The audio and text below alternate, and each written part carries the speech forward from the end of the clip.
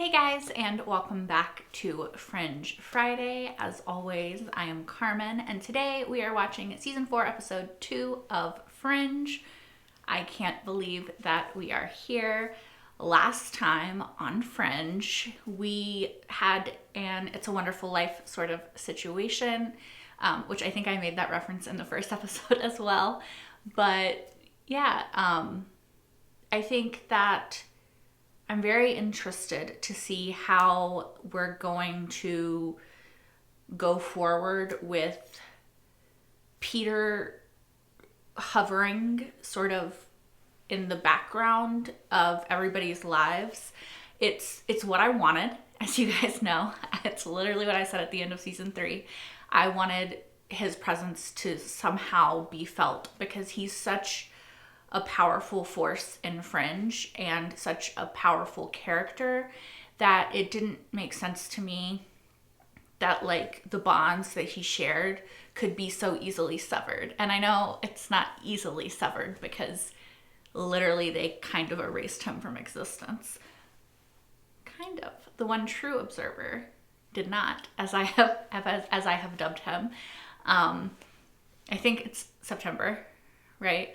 While it breaks my heart to see Walter and Olivia and the ways in which the absence of Peter is so profoundly impacted their lives and their development and growth. Like Olivia is, back in season 1 again. She's really shut off from the world and she's got all those walls right back up, and Walter is, he's really broken without Peter there to sort of, as Olivia said, I think, tether him to the world. He doesn't have a tether, and Peter always was that.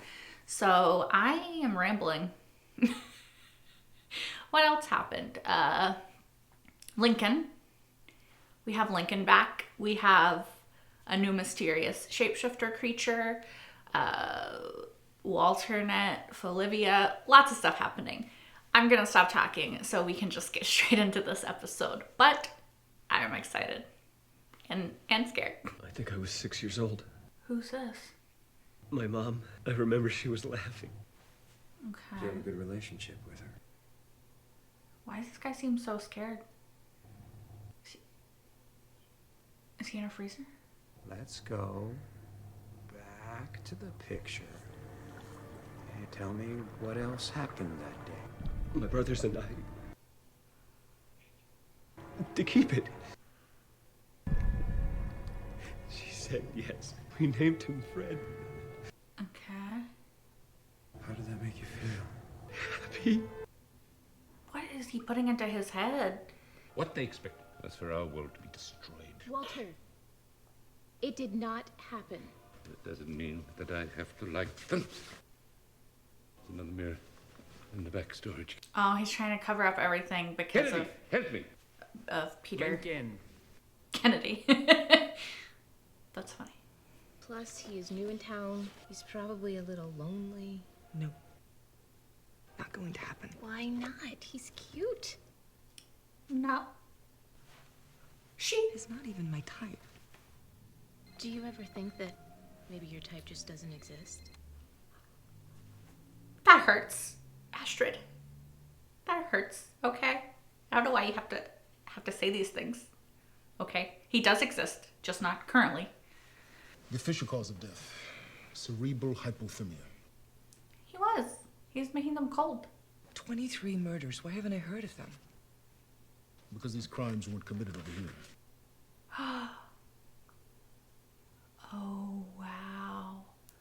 We've been asked to assist on this case. Oh, was that happening on the other side? Then, on the 23rd, we found a stray hair. DNA led us to John Lewis. That is him. He's disappeared. He was ahead of you. With a 220 IQ, I imagine he's way ahead of us. Damn. We need you to escort the John Lewis McLennan from your side over to ours.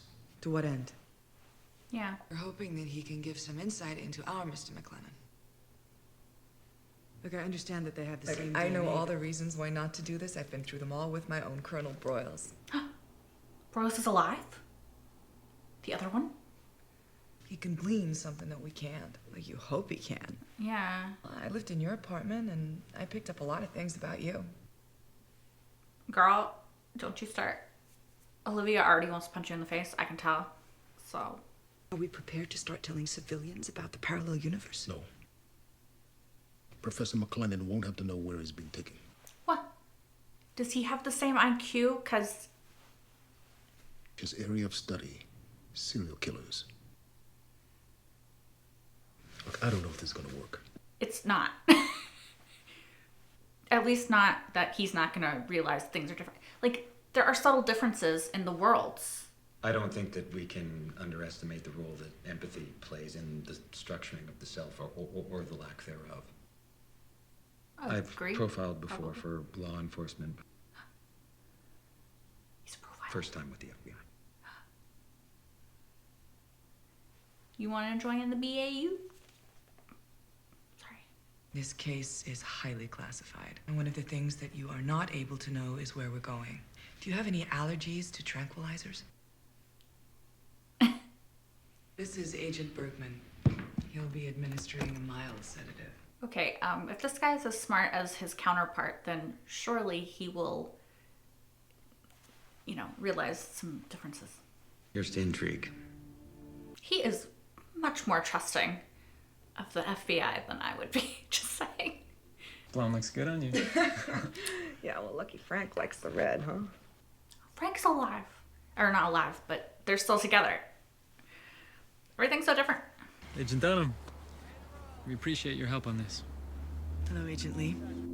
It's gonna be so weird for her. That is beautiful. Want a snack?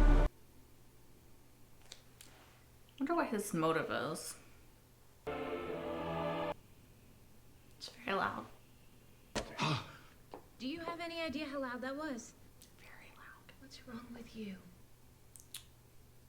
Nothing. Everything. My nerves are a bit raw. Yeah. I checked your meds. The counts are way off. Been experimenting. It's okay. I'm gonna help you get back on track. If there is something else going on, you need to tell me. He doesn't know, but there is. He doesn't know it consciously. You hate being out here, don't you? Mm-hmm. Why do you say that? Because it would drive her crazy. I'm fine with it. She has to pretend to be different. She is different, but just... Oh, he's deeply unhappy. He grew up feeling deprived. Other kids had things. He didn't. He's trying to make up for it now, but he can't. Okay, so he's taking their happy memories because he doesn't have any of his own? We had a set of chairs like that in the house that I grew up in. That's crazy. It's exactly the same. He's noticing the things that are the same. He doesn't know them Why have them displayed? because he's jealous of them. Because He's jealous of their happiness. He hates that they have happy lives. That's what he looks for. Happiness. He wants to feel better. He wants to take their happiness. Right? That's why he was asking that boy about his happy memory. Or that guy about when he was a boy. He took the mom. But where will he take them if he's not home?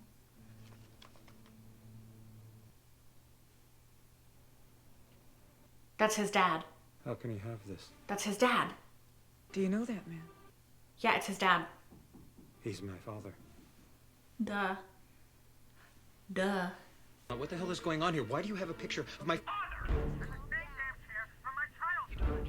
It's over. Don't. It's my responsibility. She has to go. Like, oh, he's about to get a mind fuck though.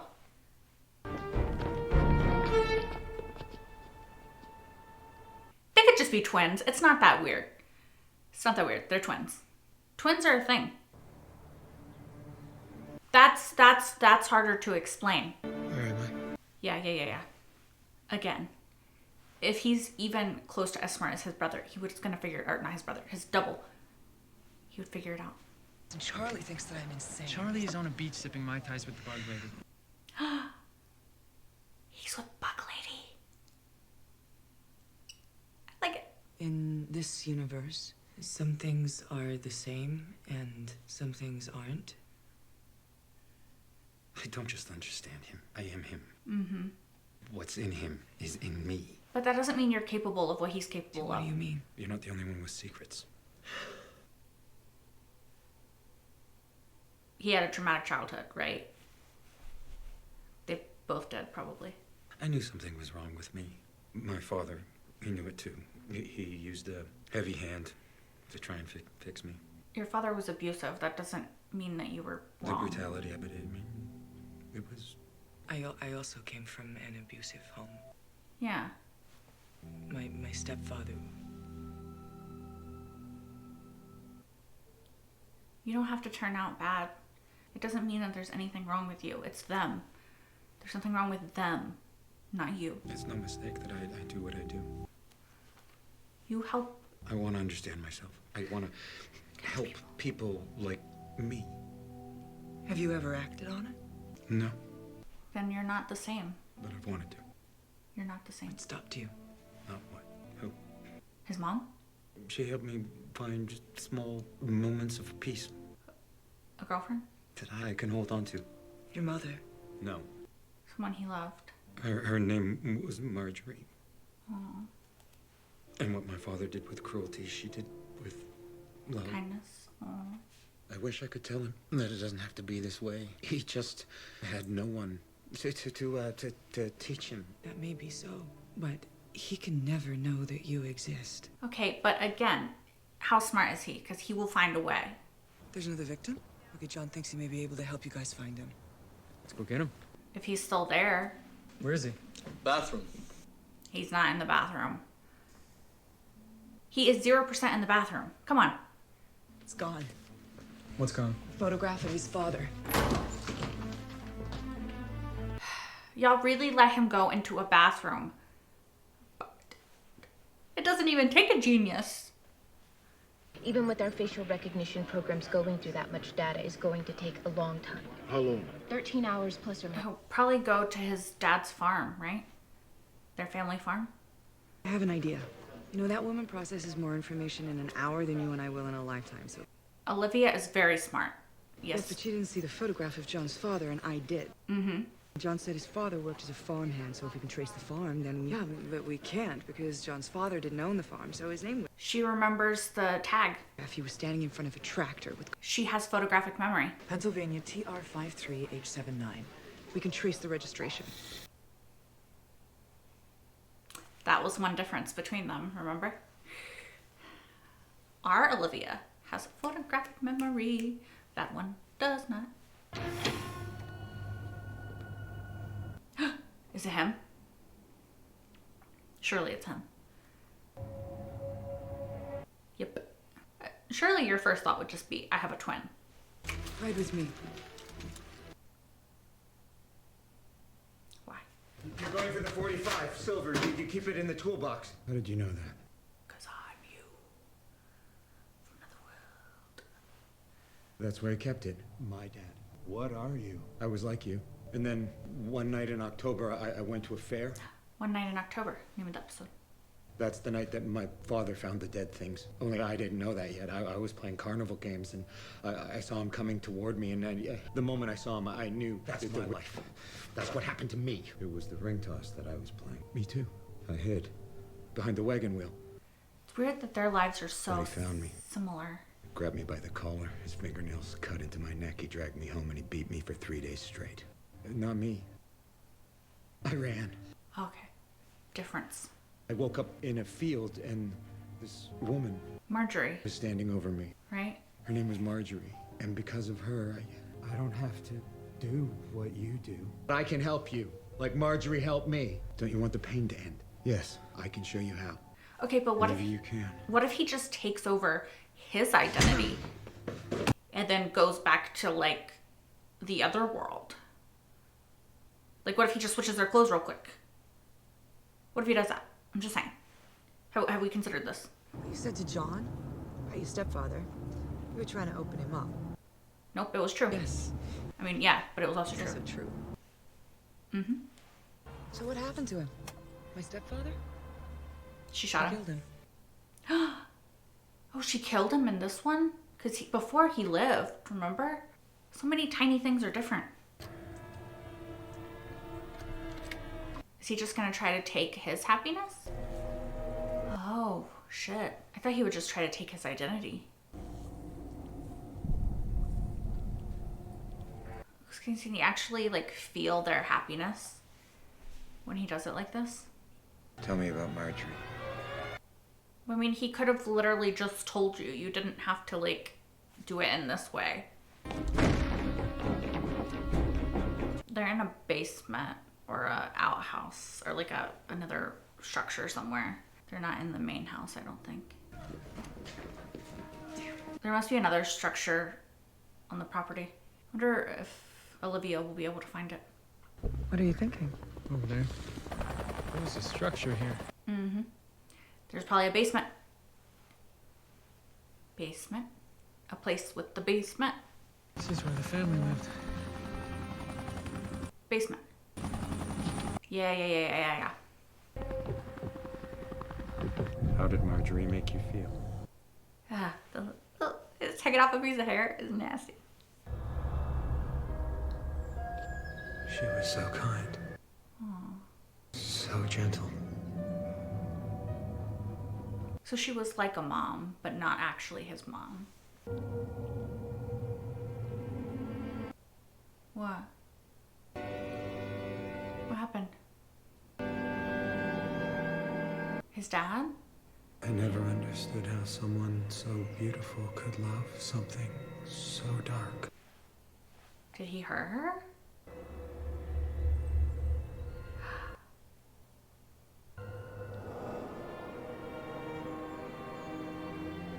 Well, he was scared. Don't have to do it anymore. But she didn't treat him like his dad. And honestly, I would be very concerned if a child that I knew was hurting animals. But I'm glad she helped him to not hurt people.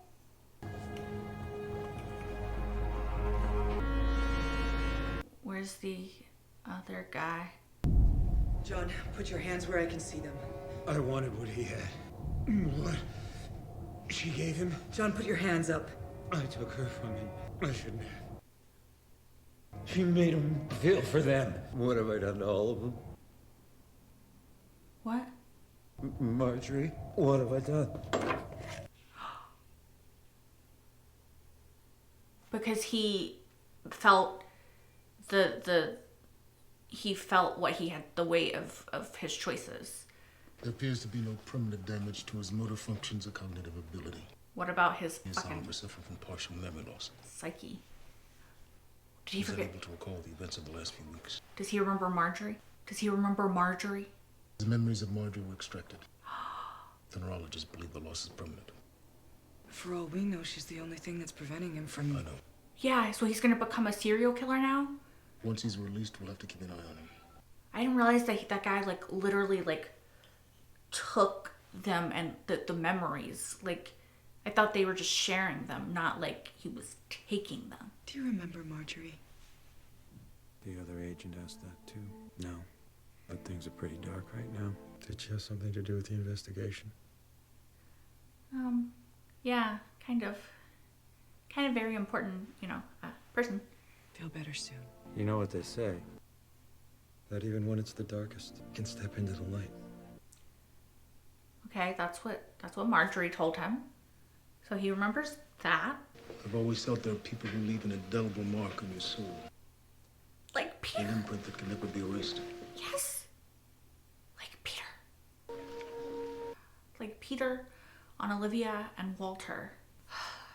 Royals, you're about to make me cry at the end of this episode. What's gonna happen? Walter. You hear me? He is trying to communicate. Not Here, Walter. It's just a figment. Right here. Walter, you have to listen. Right here. Help me. He's saying, help me. You guys.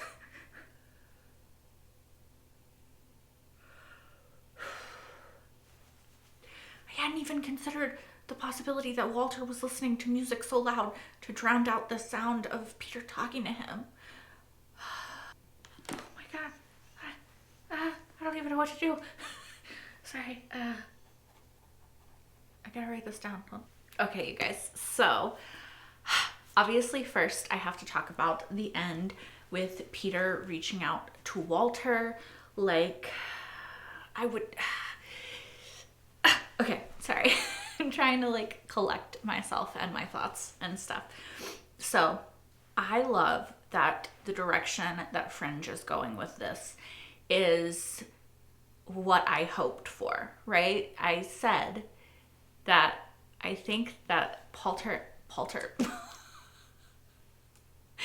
Peter and Olivia and Peter and Walter's bond was so strong that hopefully somehow it could transcend like him not being there.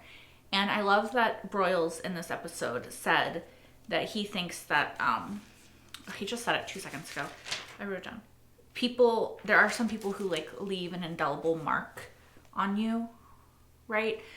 And so even if you can't remember the person, the part of your soul, I need to find out what he actually said because I'm just gonna butcher it. But basically, like, your soul remembers them because that's how much they mean to you, right? An imprint that can never be erased. Okay, so I love that one. Like, yes, I totally agree. There are some people that just, they impact you so significantly that you can't forget them even if you forget them. Like your heart, your soul, at the risk, again, like Broyles, of sounding sentimental, can just remember them. Also, I just paused it, and is that an observer? Hold on. Hold on a second, you guys. Sorry. I think that was an observer. I did not notice that like 10 seconds ago watching this episode. Yeah, I'm pretty sure that's an observer. I'll put a screenshot of it here. Anyway, sorry, I got distracted. But yeah, I am sentimental in that same way. And I do think that there are people that just have such a profound impact on you and your life. Like, call it soulmates, call it whatever. But you love them so much, and vice versa, that you forever change each other and you leave just an indelible mark on each other. And I think that a part of Olivia still remembers Peter, and obviously Walter very much is still tethered to Peter. I'm just going to keep using that word because it's a good word. Even though he's not actually there, and it's really affecting Walter kind of negatively right now because he doesn't understand what's happening. But Peter is trying so hard, it seems to me, based off of this, to like reach out. And this tells me, which is what I was asking at the end of the last episode, at least I'm pretty sure. I was wondering about it. I'm pretty sure I talked about it in the post-episode discussion, but I was wondering, is Peter aware? Like, we saw the flickers, we saw the moments, and I was curious, is that him reaching out to them? Is that him being aware and understanding that he's there and he knows that he's there in a way, but they can't see him and he's trying his hardest to like make contact? Or was it just like whatever bit of him was left is there, but he's not aware of it? But it seems, based off of the end of this episode, that Peter is very much aware that he's kind of there and kind of not there, and he's trying his hardest to reach out. Like, he flickered behind Olivia in the last episode. There might have been a moment in this episode that I missed where we could see him in a frame or something. I'll try to look through in editing and see if there is. I'll put it here. But we definitely see him reaching out to Walter, right? We saw him in the TV he's clearly been talking to Walter because Walter's listening to the music and he's messing with his meds and he's trying to ignore Peter. But he can't, because I think that their connection is so strong, and like that part of him, that part of his soul that is forever belongs to Peter and is forever impacted by Peter's existence, is still clinging on to Peter. And I think that that is what is allowing Peter to exist. And I don't know if that makes sense in like the Fringe universe, right? I don't know if we could like science our way into like an explanation for that. But I think that whatever part of Walter and Olivia in particular that loves Peter so vehemently and so fiercely is what kept the flicker of him here, even though he should not exist. Right? And again, that's not scientific, I know. But science can't explain everything, you guys. Like, and please do not think that I'm not a huge believer in science. I believe in science, okay? I believe in medicine, vaccines. I believe in science. But I also believe that there are some things that, you know, even science can't explain. And I'm just going to leave it at that. I'm so wrapped up in that end scene that like now I'm trying to like figure out what else I wanted to say about the episode. There was a lot. One, I like that there's little nuanced differences that we're seeing. Like one, other Broyles still alive. That's different. Two, Olivia killed her stepfather in this iteration of reality. That's different. She shot him, but he did survive in the original Fringe timeline, right? Because he would send her the card on her birthday or whatever, right? To be like a weird asshole. But he did survive in the original universe. So those things are different. They mentioned something else that I felt was different, but I don't think I wrote it down. Obviously, some things are the same. Obviously, the thing with Olivia and Peter did not happen in this universe. She did still, Olivia did still tempt Walter with sweets, which is what she did in the other timeline. Do we have a name for this timeline, you guys, in the previous timeline, so that we can like distinguish them? Should we just call the original timeline the prime timeline, kind of like Star Trek?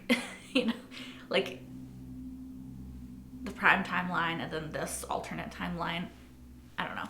What else?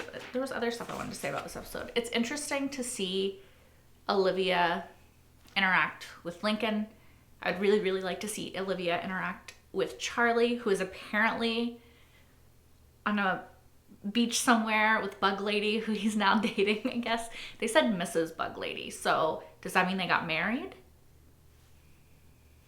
I don't know. Interesting, though. Also, does Charlie still exist in this world? Also, Frank, he is still dating Olivia, right? Obviously, because she didn't have a baby with Peter, so makes sense. In this universe, someone told me the baby's name is Henry. By the way, I forgot what she had named him, but it's also funny because if you've seen Sleepy Hollow, Henry is the name of John Noble's character in Sleepy Hollow, which is just kind of a funny little, Henry is a very common name, but for me, who watched Sleepy Hollow before this, it's kind of a funny little thing because Peter is John Noble's, Joshua Jackson is John Noble's son in this, and then John Noble is Henry and something else. I don't know. I think it's fun. If you've seen Sleepy Hollow, maybe you thought it was fun too. I don't know. Sleepy Hollow did not end well, but sorry, that's spoilers. I'm going off on a tangent. Something that I did really like in this episode is that I'm a huge fan of Criminal Minds, and this post-episode discussion is just me mentioning other shows that I enjoy. But Criminal Minds is really fun show to me because I really like the idea of delving into like the psyche of people and figuring out why they do what they do, which you guys may have noticed on this show. I love to try to figure out what makes people the way that they are, right? So I think that this episode was really fun because it kind of combined profiling, which is like what they do on not Supernatural. God, you guys, I'm sorry. It's very late, so my brain is like, it's actually not that late, but it's late for me to be filming. On Criminal Minds, they delve into the minds of serial killers, just in case you haven't seen it. It's a good show. I would recommend it if you like that kind of show. But anyway, I thought that was really fun to sort of have that and this in this episode, and also to show the impact that one person can have on somebody's entire life, right? Which I think that Fringe kind of really seems to be zeroing in on in this season. Can I talk? No.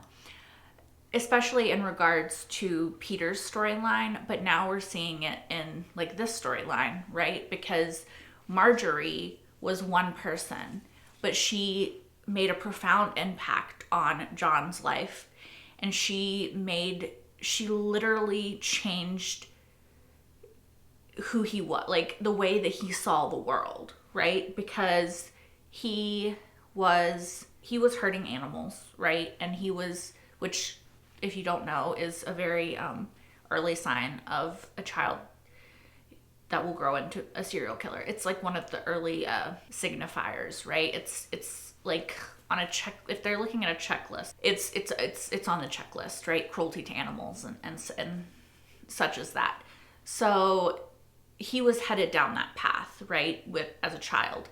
However, his father's cruelty towards him, because of that, only caused to alienate him and make him further retreat into himself and further sort of, I think, associate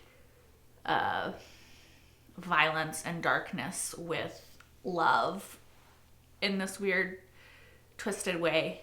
And Marjorie saw the darkest parts of him, and instead of shunning him and othering him and hurting him for it, she chose to love him and care for him. And through her love for him and her seeing that part of him and not shunning him, she was able to let him see that there can be a different way, that, you know, he can live in the light, that he doesn't have to stay in the darkness. And I think that that's really beautiful. And the idea that one life can so profoundly affect your life and then by and large other lives it's a wonderful life, you know. It's very on brand for this season so far.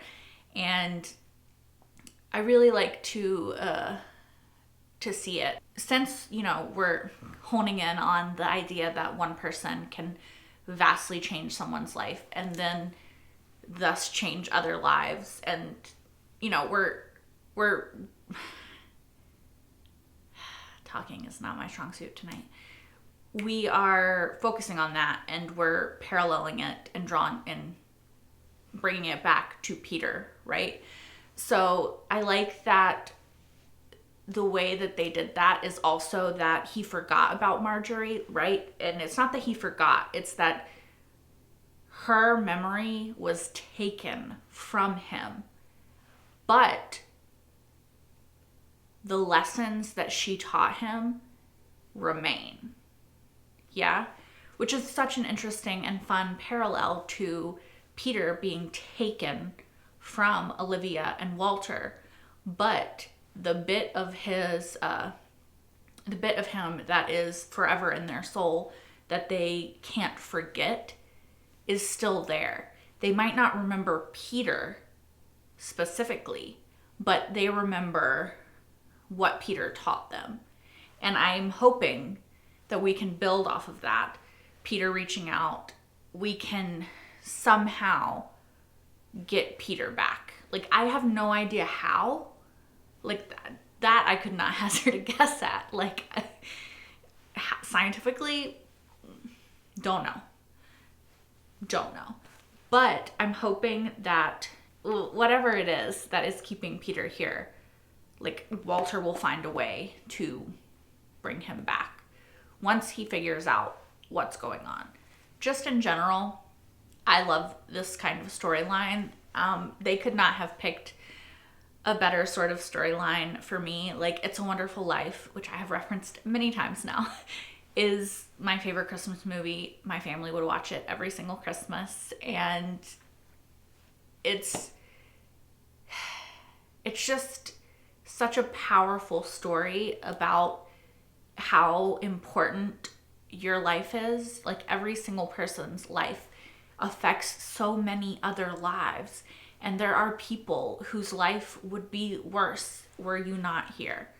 And it's just a beautiful story. I cry every single time I watch it. I cry almost every single time I watch Fringe. So it's kind of the perfect storyline for me going into the season of Fringe, because it is a story that is so near and dear to my heart. And so to see it sort of playing out is really fun. And I like the Fringe twist on it. And I'm excited to see where it goes from here. I love how they've kind of continued what they had in episode 1 of, like, these moments that are like a wink and a nod to the audience, kind of. Like, they're kind of like making fun of the trauma that they put us through by taking Peter away. Like, when Astrid is talking to Olivia and she's like, you know, maybe the guy that you're looking for doesn't exist. And it's just like, I cannot believe that y'all sat there in your little writer's room and you were like, yes, this is what she needs to say. Because it's so accurate right now. And the audience will be like, fuck you. You know, like, they enjoy our pain, okay? They enjoy it. They enjoy it. And you know what? I'm okay with it, because they've given us such incredible storylines and such incredible characters to love that, like, I'm okay with them also breaking my heart and then mocking me for the fact that they broke my heart. You know, it's like, to be a fan when this was live, like, I would have been like, oh, fuck you. You know what you're doing, and it's not right. But also, I kind of love it. Anyway, I'm gonna stop talking. I don't think there's anything else I wanted to say. There is. I do not ship Olivia and Lincoln in any way, shape, or form. Okay. That's not true. I ship Folivia and Lincoln, okay? Folivia and Lincoln, that's good. Olivia and Lincoln, no. Okay? I know the show is over. Whatever has happened, whatever is going to happen, happened years ago. But I would just like to state, for the record, that I'm not for that, okay? I'm not. Anyway, yes, I think that that's all I have to say. Thank you guys, as always, so much for watching. If you want, you can like, comment, and subscribe if you aren't already. You can also watch the next episode right now if you're watching this on YouTube. That is over on Patreon, which is linked in the description down below. You can also see my entire full-length reaction to this episode and every single episode thus far of Fringe over there as well. Yeah. This season so far, while it also like traumatizes me, has made me so much happier than last season. And honestly, that really scares me because, like, I don't trust it. Anyway, I hope to see you guys next week. Until then, bye guys.